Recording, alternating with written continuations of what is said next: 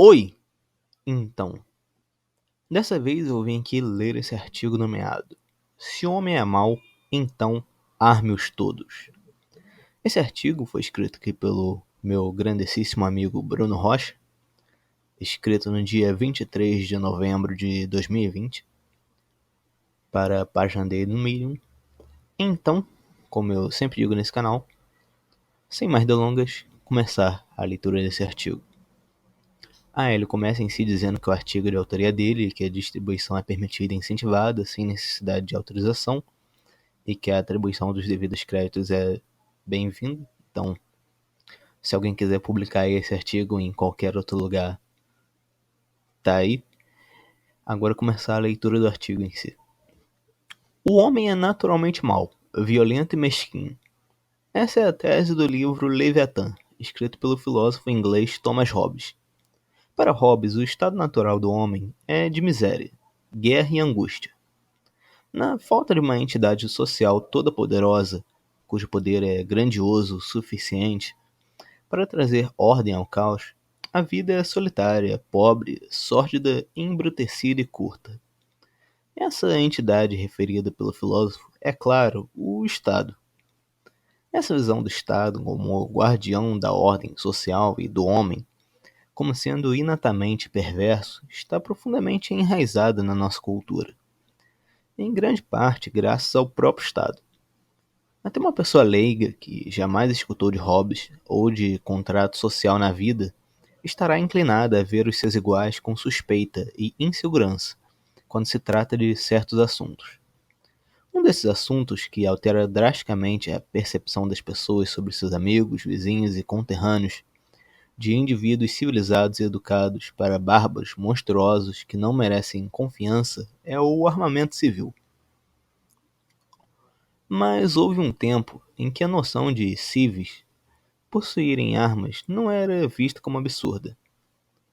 Foi em 1934 que o ditador quase fascista Getúlio Vargas decretou a restrição do acesso a armas aos civis, uma das várias medidas tirânicas de sua trajetória política, muitas das quais são louvadas pelos supostamente antifascistas de hoje. Esse foi o começo de uma longa sequência de tentativas de desarmamento por vários governantes. Aí aqui tem um hiperlink, se vocês quiserem acessar. Continuando agora a leitura do artigo. Desde então, essa legislação deixou o campo imaginário do juspositivismo e se infiltrou na nossa cultura, deixando o brasileiro médio com um medo patológico por armas. É difícil culpá-los, afinal, as únicas ocasiões onde eles veem uma arma de fogo na sua vida cotidiana é na cintura de algum policial ou apontada contra si por algum bandido. De qualquer maneira, o povo brasileiro internalizou lentamente a sua nova relação com armas. A reação mais frequente que eu percebo vindo das pessoas quanto à noção de agentes não estatais possuírem armas é proposta de medo e receio. Elas têm essa crença profética e inabalável de que a liberação do acesso às armas resultaria em banhos de sangue em nível nacional, com pessoas matando e morrendo por frivolidades, como problemas no trânsito ou rejeições amorosas. Não, as pessoas são infantis e estúpidas demais para terem armas. Talvez em outro país mais civilizado fosse possível concederem elas, mas não em um canto tão indigno quanto o Brasil. É a fim de evitar esse cenário apocalíptico que o acesso às armas deve ser exclusivo aos profissionais, às autoridades, que irão defender os civis desarmados com tanto vigor e eficiência que ninguém vai sequer sentir falta de não ter uma arma por si próprio. É melhor dessa forma, dizem eles, já que o homem está naturalmente predisposto a ser mau e não merece confiança. Como pode a tendência das pessoas ser sempre má a ponto que não é seguro permiti-las cuidar de algo tão fundamental quanto sua própria segurança sozinhas? Mas as intenções dos governantes e dos agentes que aplicarão suas leis serem sempre benevolentes e justas. Se o homem é naturalmente mau e tende à corrupção, Por que seria desejável que uma pequena elite de homens, falíveis como qualquer outro, detenham a capacidade de dominar os seus iguais, sem medo de qualquer tipo de retaliação? Ou por acaso devemos acreditar que os políticos, burocratas, policiais e militares não pertencem à espécie humana, que são feitos de um barro mais puro que o nosso, como diria Bastiat, e portanto não estão sujeitos a essa mesma tendência? É especialmente se a natureza do homem for de subjugar, oprimir e agredir os seus iguais, que o Estado e as demais estruturas de poder devem ser abolidas. Se o homem é o lobo do homem, a última forma que a sociedade deveria ser organizada para mitigar miséria e brutalidade seria através de autoridades, hierarquias involuntárias e monopólios. Pelo contrário, o acesso à força deveria ser distribuído da forma mais igualitária possível, a fim de reduzir a discrepância de poder entre homens e, por consequência, as oportunidades para exploração e abuso. É difícil entender como alguém pode tentar conciliar a ideia de que indivíduos são naturalmente perversos e não merecem confiança com a proposição de que, por direta consequência ainda por cima, deve ser criada uma classe de indivíduos especiais que detêm o monopólio da violência, das armas, da justiça, do acesso à informação, entre tantas outras coisas. E de alguma forma estes serão os guardiões da paz e ordem, que definitivamente não usarão seu poder desproporcional para avançar seus próprios interesses às custas das pessoas ordinárias, desarmadas e indefesas.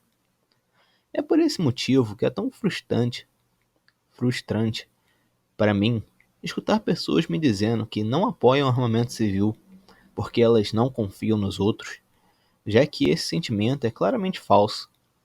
O que elas querem dizer é que elas não confiam na capacidade do civil, do trabalhador, do homem humilde sem distintivo de possuir uma arma de fogo, sem pôr em risco a sua vida e a dos ao seu redor.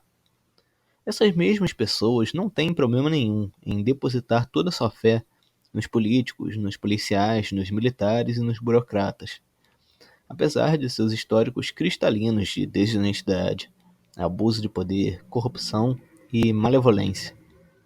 O que eles deveriam dizer, portanto, é: eu não confio nas pessoas sem farda e sem gravata.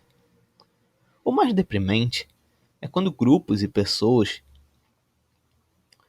comprometidos com causas sociais como a desmilitarização da polícia, resistência à perseguição da juventude negra e brutalidade policial, oposição ao governo e defesa de minorias, se recusam a acolher o armamento civil. Minorias armadas são muito mais difíceis de serem oprimidas, mas parece que esses grupos ainda não perceberam o óbvio. Persistem em defender que seus inimigos mortais sejam os únicos com acesso às armas. Pior ainda é quando eles acham que ser a favor do armamento civil é uma pauta exclusiva da direita, quando o próprio Karl Marx deixou explicitamente claro que nada podia estar mais longe da verdade. Aí que no caso tem um hiperlink também dessa fala do Karl Marx. Continuando agora a leitura do artigo. O fato duro de engolir que precisa ser aceito por todos é que ser contra as armas não é um posicionamento político possível. Toda e qualquer legislação restringindo o acesso a armas de fogo à população civil será invariavelmente aplicada por homens armados, agentes do Estado. Portanto, o que está em discussão quando falamos de armamento civil não é sobre se existe espaço na sociedade para armas ou não, mas sim quem as terão. A escolha entre querer que as armas, e por consequência o poder, sejam distribuídas dispersamente pela sociedade ou concentrada na mão de uma pequena elite social. Por esse motivo, na próxima vez que você escutar algum colega seu argumentar a favor do desarmamento civil, talvez alguém desconstruído, comprometido com pautas sociais, educadamente o informe que ele está defendendo a concentração do poder social na mão de um governo e polícia fascista, que ele alega ser contra. As armas podem estar na mão de duas classes de pessoas, e duas apenas: dos trabalhadores ou dos políticos.